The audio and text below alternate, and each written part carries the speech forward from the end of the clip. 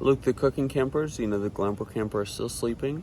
Let's read Genesis 7 and 8. And the Lord said unto Noah, Come thou and all thy house into the ark, for thee I have seen righteous before me in this generation.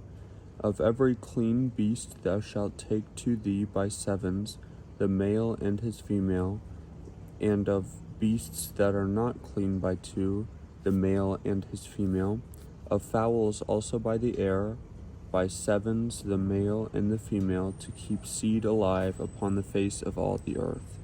For yet 7 days, and I will cause it to rain upon the earth 40 days and 40 nights, and every living substance that I have made will I destroy from off the face of the earth. And Noah did according unto all that the Lord commanded him. And Noah was 600 years old when the flood of waters was upon the earth. And Noah went in, and his sons and his wife and his sons' wives with him into the ark, because of the waters of the flood. Of clean beasts, and of beasts that are not clean, and of fowls, and of everything that creepeth upon the earth. There went in 2 and 2 unto Noah into the ark, the male and the female, as God has commanded Noah. And it came to pass after 7 days that the waters of the flood were upon the earth. In the 600th year of Noah's life, in the 2nd month, the 17th day of the month, the same day were all the fountains of the great deep broken up, and the windows of heaven were opened, and the rain was upon the earth 40 days and 40 nights. In the selfsame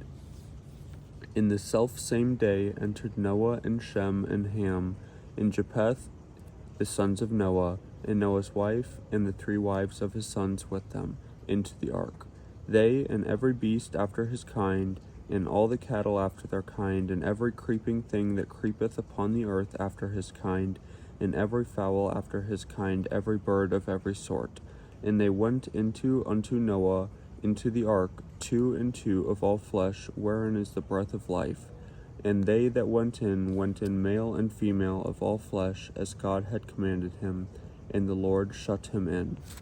And the flood was 40 days upon the earth, and the waters increased and bare up the ark, and it was lift above the earth. And the waters prevailed and were increased greatly upon the earth, and the ark went up upon the face of the waters. And the waters prevail exceedingly upon the earth, and the high hills that were under the whole heaven were covered. 15 cubits upward did the waters prevail, and the mountains were covered. And all the flesh died that moved upon the earth, both of fowl, and of cattle, and of beast, and of every creeping thing that creepeth upon the earth, and every man, all in whose nostrils was the breath of life, of all that was in the dry land died. And every living substance was destroyed, which was upon the face of the ground, both man, cattle, and the creeping things, and the fowl of the heaven. They were destroyed from the earth, and Noah only remained alive, and they that were with him in the ark. And the waters prevailed upon the earth 150 days. And God remembered Noah, and every living thing, and all the cattle that was with him in the ark. And God made a wind to pass over the earth, and the waters assuaged.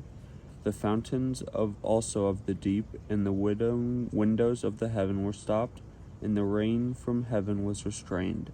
And the waters returned from the earth continually. And after the end of the 150 days, the waters were abated. And the ark rested in the 7th month, on the 17th day of the month, upon the mountains of Ararat.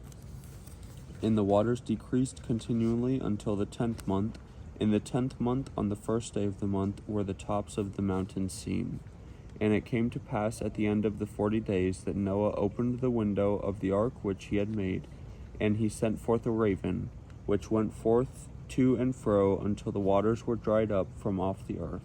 Also he sent forth a dove from him to see if the waters were abated from the face of the ground.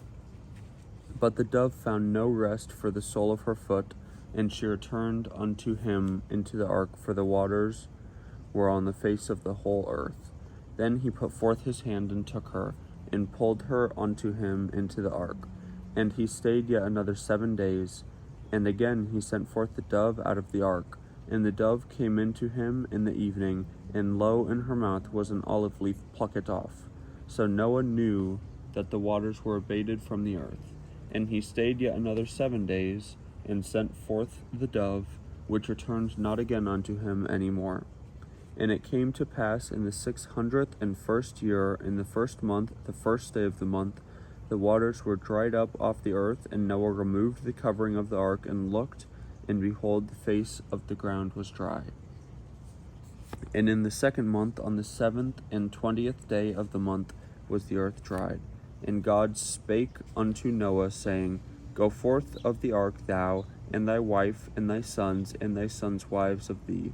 Bring forth with thee every living thing that is with thee, all of flesh, both of fowl and cattle, and of every creeping thing that creepeth upon the earth, that they may breed abundantly in the earth, and be fruitful, and multiply upon the earth.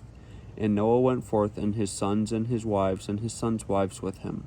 Every beast, every creeping thing, and every fowl, and whatsoever creepeth upon the earth, after their kinds, went forth out of the ark.